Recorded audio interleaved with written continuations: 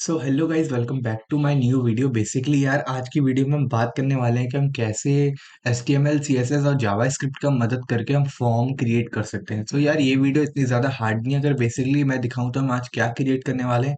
सो कुछ इस तरीके के फॉर्म्स को हम क्रिएट करने वाले हैं HTML CSS और जावास्क्रिप्ट की मदद से। सो यार, वीडियो में ना ये जो चीज़ें हैं ये इतनी ज़्यादा हार्ड ही नहीं होती, जो कि बहुत ज़्यादा ईजिली और कंसेप्चुअल भी नहीं है। तो हम इन सारी चीज़ों के बारे में बहुत ज़्यादा डेप्थ में बात करने वाले हैं। तो वीडियो में यार बने रहना। अगर वीडियो इंटरेस्टिंग है और चैनल पे नए आए हो तो चैनल को लाइक शेयर सब्सक्राइब करना मत भूलना। और इससे रिलेटेड मैं पहले ही 3 वीडियो अपलोड कर चुका हूँ, तो उन्हें भी देख लेना, जो कि आपके लिए काफ़ी ज़्यादा हेल्पफुल रहेंगी। तो स्टार्ट करते हैं यार इसको। तो सबसे पहले यार हम एक काम करते हैं, मैं ये 2 फाइल्स को डिलीट कर देता हूँ। तो यहाँ पर आप अपनी किसी भी फ़ोल्डर के अंदर अपनी फाइल्स क्रिएट कर सकते हो। सो मैं इनको यहाँ से डिलीट कर देता हूँ। सो ये भी एक एक्स्ट्राऑर्डिनरी फाइल बनी हुई है। सो कुछ नहीं करना है, सबसे पहले आप अपनी एक index.html क्रिएट कर लो। ठीक है ना। फिर index.html क्रिएट करने के बाद बॉयलर प्लेट लगा लो। बॉयलर प्लेट लगाने के बाद अब यहाँ पर मैं लिख देता हूँ फॉर्म, क्योंकि कोई बड़ी बात नहीं है। फिर सबसे उसके बाद क्या करो, index.css क्रिएट कर लो। और index.css करने के बाद इसको कर दो आप लिंक। मैं इसको लिंक कर देता हूँ। फॉर्म यार ज़्यादा हार्ड नहीं है, बहुत ही ज़्यादा बेसिक चीज़ है। लेकिन कभी कभार हमें ये नहीं पता होता कि हम डिस्प्ले फ्लेक्स का इस्तेमाल कैसे करें अपना फॉर्म क्रिएट करने के लिए। सो इसी चीज़ के ऊपर हम यार बात कर रहे हैं। सो सबसे पहले देखो, फॉर्म जो है मेरा, अगर मैं यहाँ पर दिखाऊं तो इस वाले फॉर्म के अंदर देखो, सबसे पहला मेरा कंटेनर है। तो इस कंटेनर को बना लेते हैं div डॉट कंटेनर। ठीक है, मैंने एक कंटेनर बनाया। फिर इस कंटेनर के अंदर मेरी क्या है, सबसे पहली एक हेडिंग है जिसपे लिखा है साइन अप हियर। ठीक है, मैंने ये बना लिया। इस फॉर्म को मैं ओपन करके दिखा देता हूँ अभी कैसा लग रहा है। इस टाइम पे ये कुछ इस तरीके का लिख रहा है। मैं यहाँ पर यार एक चीज करना चाहूंगा, मैं यूनिवर्सल मार्जिन पैडिंग 0 करना चाहूंगा फटाफट से, क्योंकि ज्यादा बड़ी बात नहीं है। पहले से ही मैं 3 वीडियो में ये चीज बार बार बता चुका हूँ कि हम ऐसे क्यों करते हैं, ताकि जो एलिमेंट की प्री डिफॉल्ट मार्जिन पैडिंग है वो 0 हो जाए और वो हमें दिक्कत ना दे हमारे डिजाइन के दौरान। तो ये मैंने हटा दिया यहाँ से, देखो ये चला गया। अब यहाँ पर कुछ नहीं करेंगे, हम H1 बना दिया, अपना एक फॉर्म क्रिएट करेंगे। फॉर्म के अंदर हम अपने लेबल और इनपुट लगाएंगे। लेबल लगाया, लेबल के अंदर मैं क्या लिखूंगा, नेम। अब मैं लेबल के अंदर नेम लिखने के बाद मैं लिखूंगा इनपुट। सो मैं यहाँ पर इनपुट लिख दिया मैंने। इनपुट में यार मैं एक आईडी दूंगा यहाँ पर, जो कि किसके बराबर होगी, जो मैं यहाँ पर जो आईडी देने वाला हूँ वो सेम होनी चाहिए। जो मैं यहाँ पर आईडी देने वाला हूँ वो सेम होनी चाहिए 4 के। सो मैं यहाँ पर जो आईडी देने वाला हूँ, मैं यहाँ पर नेम के नाम से ही देने वाला हूँ। तो मैं इसको यहाँ से कॉपी कर लेता हूँ और इसको यहाँ पर पेस्ट कर देता हूँ। तो आईडी जो है दोनों सेम है। सो वैसी नेम की तरह मैं क्या करूंगा, नेम, ईमेल, पासवर्ड, है ना। सो ये 3 चीजें होती है हमारे पास, नेम, ईमेल, पासवर्ड। सो मैं यहाँ पर क्या करूंगा, ईमेल, यहाँ पर भी मैं क्या डाल दूंगा, इसको कॉपी कर लूंगा। और मैं इसको यहाँ पर भी ईमेल, यहाँ पर क्या होगा, पासवर्ड। ठीक। और इसको कॉपी कर लेते हैं यहाँ से और इसको यहाँ डाल देते हैं। अब मैं यहाँ पर भी पासवर्ड लिख देता हूँ। ठीक है, और मैं यहाँ पर भी ईमेल लिख देता हूँ। सो ये तो हमारा फॉर्म हो गया। अब इस फॉर्म के अंदर एक बटन है, अगर मैं यहाँ से दिखाऊं तो देखो ये तो कुछ इस तरीके से दिख रहा है, लेकिन हमें बनाना कुछ इस तरीके का है। तो हमारे पास यहाँ पर एक बटन है, तो मैं यहाँ पर एक डिव क्रिएट करता हूँ। और डिव में मैं क्या दूंगा, क्लास दूंगा एक, जो कि किस नाम से होगी, बीटीएन नाम से होगी।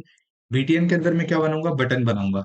ठीक है ना। और बटन में मैं क्या लिखूंगा, सब मिट। ठीक है। तो ये देखो, अगर मैं दिखाऊंगा ये कैसा दिख रहा है, तो ये कुछ इस तरीके का दिख रहा है। तो सबसे पहला मेरा काम क्या है, मेरा काम ये है, अगर मैं यहाँ पर देखो दोनों चीजों को एक साथ लेके आता हूँ, CSS को भी और इसको। सबसे पहला मेरा काम है इस डिव को टारगेट करना, क्योंकि मेरा जो डिव है वो ये व्हाइट कलर का है। तो मैं पहले क्या करता हूँ, बॉडी के अंदर थोड़ा सा बैकग्राउंड कलर को मैं लाइट कर देता हूँ, लाइट ब्लू कर देते हैं कुछ इस तरीके से। सो आई थिंक ये, हाँ यही कलर है। अभी लाइट ब्लू कर दिया मैंने। मैं क्या करूंगा, डॉट कंटेनर, कंटेनर के अंदर मैं सबसे पहले क्या दूंगा, रैप नहीं, विड्थ दूंगा। विड्थ दूंगा मैं यहाँ पर अपनी कितनी, 600 पिक्सल कंटेनर के अंदर, और साथ में पैडिंग भी दूंगा मैं 30 पिक्सल। ठीक है। अब मैं इसको देखता हूँ तो कुछ इस तरीके से दिख रहा है।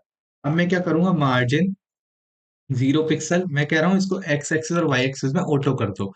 लेकिन उससे पहले मैं क्या करूंगा, अपनी बॉडी की जो हाइट है उसको मैं 100 VH करूंगा। ये मेरी हाइट जो 100 VH हो गई।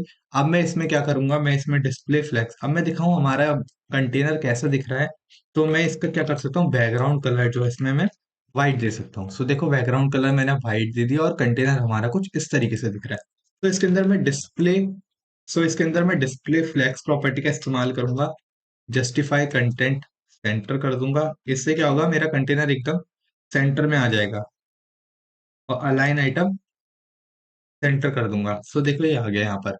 ये पापा को इस तरीके से दिख रहा है। अब एक काम करते हैं कि हम ना यहाँ पर देखो, मैं दिखा देता हूँ अब हम क्या करने वाले हैं। तो बेसिकली अब हम क्या करेंगे यहाँ पर, ये दो दो ये स्क्रोल खुले हैं। ओके, ये मेरा पुराना वाला है, तो मैं इसको हटा देता हूँ। सो अब हम क्या करने वाले, अब ये मैंने व्हाइट कलर दे दिया यहाँ पर। अब मैं क्या करूंगा, इसके अंदर अपने कंटेनर के अंदर डिस्प्ले फ्लेक्स कर दूंगा।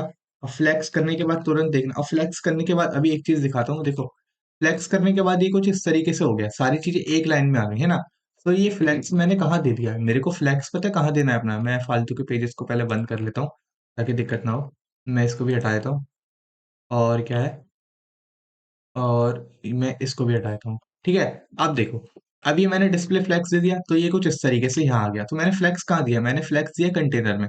मेरी हेडिंग कंटेनर के अंदर है। लेकिन हम फ्लेक्स का इस्तेमाल कंटेनर के अंदर नहीं करेंगे।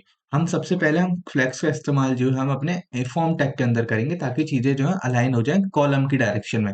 तो सबसे पहले मैं क्या करूँगा, कंटेनर के थ्रू मैं अपना H1 टैग ले लेता हूँ। कंटेनर के थ्रू मैं क्या करूंगा, H1 टैग और उसका फॉन्ट साइज, मैं इसको क्या करूंगा, टेक्स्ट अलाइन सेंटर। ठीक है। मैंने इसको टेक्स्ट अलाइन सेंटर कर दिया H1 टैग को। अब मैं क्या करूंगा, यहाँ पर एक क्लास लगा दूंगा इसमें। तो मैं लिखूंगा क्लास, मैं लिखूंगा फॉर्म। मैंने यहाँ पर फॉर्म लिया, और मैं इसको सिलेक्ट करने के बाद मैं इसमें क्या लिख दूंगा, डॉट फॉर्म, पेस्ट कर दिया। और मैं यहाँ दिखा देता हूँ, मैं यहाँ क्या कर रहा हूँ, मैंने फॉर्म लिया, अब मैं इसमें लगाऊंगा डिस्प्ले फ्लेक्स। फ्लेक्स जो मदद करती है चीजों को यार हॉरिजॉन्टली और वर्टिकली अरेंज करने में। देखो हॉरिजॉन्टली ये बाय डिफॉल्ट रहती है, तो इसने देखो फ्लेक्स को रॉ डायरेक्शन में कर दिया सारे आइटम्स को, जो कि बाहर चले गए कंटेनर से। तो मैं यहाँ लिखूंगा फ्लेक्स डायरेक्शन कॉलम। अब देखना ये सारे देखो एक लाइन में अरेंज हो गए, सही लग रहा है ना काफी। अब मैं क्या करूंगा, अपने फॉर्म टैग के थ्रू मैं अपने इनपुट टैग को टारगेट करूंगा, जो कि क्या होगा, हम इस तरीके से करेंगे इसको, इनपुट। और यहाँ पर मैं क्या दूंगा, पैडिंग दे दूंगा मैं यहाँ पर 10 पिक्सल की। तो ये कुछ इस तरीके से दिख रहा है। अब इनके बीच में यार थोड़ा गैप हो तो काफी ज्यादा अच्छा लगेगा। तो फ्लेक्स के अंदर एक प्रॉपर्टी होती है गैप, जिसमें हम आइटम्स के बीच में गैप दे सकते हैं। तो मैं यहाँ पर 10 पिक्सल लिख रहा हूँ। तो देखो ये हमारा गैप आ गया, तो ये काफी हद तक उस जैसा लगने लग गया है ना।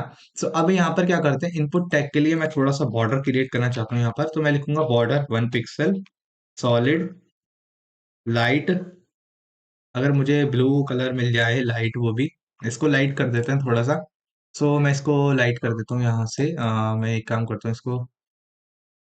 सो ये लगभग लगभग आ, थोड़ा सा, बस अभी थोड़ा सा हो गया। तो देखो ये हमारा ओके, ये बॉर्डर मैंने फॉर्म में नहीं देना था, बेसिकली मुझे ये बॉर्डर जो है अपना इनपुट टैग के अंदर देना था। तो ये देखो मेरे टैग्स में क्या आ गया, बॉर्डर आ गया, जो कि ब्लू कलर का है, थोड़ा दिख रहा होगा। ठीक है ना। अब एक काम करते हैं, टैग्स में ये आ गया, अब हम अपने बटन को टारगेट करते हैं। तो मैं क्या करूंगा, डॉट बीटीएन के अंदर क्लास लगाऊंगा टेक्स्ट अलाइन सेंटर। मैं ऊपर कर देता हूँ, मैंने डॉट बीटीएन के अंदर एक क्लास लगाई टेक्स्ट अलाइन सेंटर। देखो बटन मेरा सेंटर में आ गया। अब मैं यहाँ पर क्या करूंगा, मैं लिखूंगा पैडिंग दे दो इसको। बीटीएन के अंदर पैडिंग नहीं दूंगा, मैं दूंगा अपने बटन के अंदर पैडिंग। तो मैं डॉट बीटीएन के थ्रू से टारगेट करूंगा, और मैं लिखूंगा बटन के अंदर पैडिंग दे दो उसको 10 पिक्सल। ठीक है, पैडिंग दी मैंने 10 पिक्सल। अब पैडिंग में देखो किस तरीके से दूंगा, मैं कहूंगा वाई एक्सिस में 10 पिक्सल और एक्स एक्सिस में 60 पिक्सल दे दो। इतना बड़ा हो गया हमारा बटन। और मैं इसमें फॉन्ट साइज लगा लेते हैं, थोड़ा फॉन्ट साइज थोड़ा अपना 20 पिक्सल कर लेते हैं। तो फॉन्ट साइज देखो हमने ये दे दिया। अब इसकी थोड़ी सी पैडिंग कम कर लेते हैं, मुझे लग रहा है कुछ ज्यादा ही बड़ा लग गया। अब ये थोड़ा काफी हद तक बटन सही लग रहा है ना। तो एक काम कर सकते हैं, हम अपने इनपुट के अंदर थोड़ी सी पैडिंग बढ़ा सकते हैं, लेकिन मेरे हिसाब से ये काफी अच्छी लग रही है। तो अब एक काम करते हैं, अपने फॉन्ट वेट को इंक्रीज कर लेते हैं बटन की। फॉन्ट वेट मैं दे देता हूँ इसको 600, काफी सही रहेगा। तो मैंने इसको फॉन्ट वेट 600 दे दिया है। तो 600 देने के बाद अब मैं क्या करूंगा, बैकग्राउंड कलर दे दूंगा ग्रे। तो बैकग्राउंड कलर ग्रे दे दिया, और इसका बॉर्डर जो आ रहा है हमारे पास, देखो ये जो बॉर्डर आ रहा है ना यहाँ पर, इसको मैं क्या कर दूंगा, नन। तो बॉर्डर नन। ठीक है। अब मैंने इसको बॉर्डर को नन कर दिया। अब मैं यहाँ पर होवर प्रॉपर्टी का इस्तेमाल करूंगा। मैं कहूंगा यहाँ पर, देखो मैंने बॉर्डर दे दिया नन, और पैडिंग फॉन्ट से ये सारी चीजें दी। अब मैं होवर प्रॉपर्टी का इस्तेमाल करूंगा। मैं कहूंगा अगर इसका होवर प्रॉपर्टी में कोई होवर करे, तो बैकग्राउंड क्या करो, ग्रे कर दो, लेकिन थोड़ा लाइट कर दो। अभी मैं दिखाता हूँ मैं लाइट कैसे करूंगा इसको। सो मैं इसकी ओपेसिटी को कम कर दूंगा।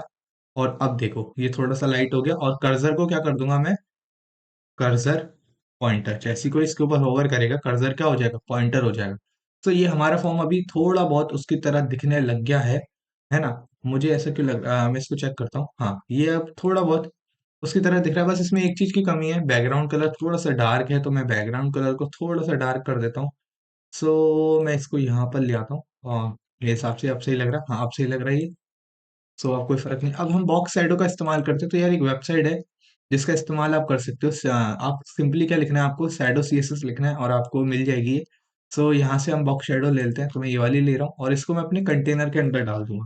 तो मैंने इसको अपने कंटेनर के अंदर डाल दिया, और मैं अब देखता हूँ, तो देखो ये मेरा फॉर्म जो तैयार हो गया। अभी मैं दिखाऊं ये कैसा है, तो ये पूरी तरीके से रिस्पॉन्सिव है। तो मैं इसको छोटा करता हूँ, और देखो ये भी छोटा होता चलेगा। अगर ये लग रहा है कि टच हो रहा है साइड में, तो आप क्या करो, बॉडी के अंदर थोड़ी पैडिंग दे दो।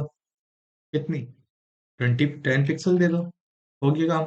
अब देखो, अब ये टच नहीं हो रहा है कि नहीं, स्पेस खाली है साइड में। तो ये हमारा फॉर्म यहाँ पर क्रिएट हो गया है। तो इससे रिलेटेड यार मैं काफी वीडियो बना चुका हूँ, 3-4 वीडियो मैं बना चुका हूँ। और अगर आप मेरे चैनल पे नए हो तो चैनल को लाइक शेयर सब्सक्राइब करना मत भूलना। मिलते हैं अगली वीडियो में, और कुछ आने वाली वीडियोस ऐसी होंगी जो इसी से रिलेटेड होंगी, HTML CSS और जावास्क्रिप्ट से रिलेटेड। फिर आगे हम बात करेंगे पूरा अपना मर्ज स्टैक के ऊपर। सो मिलते हैं नेक्स्ट वीडियो में। Thank you so much for watching, bye.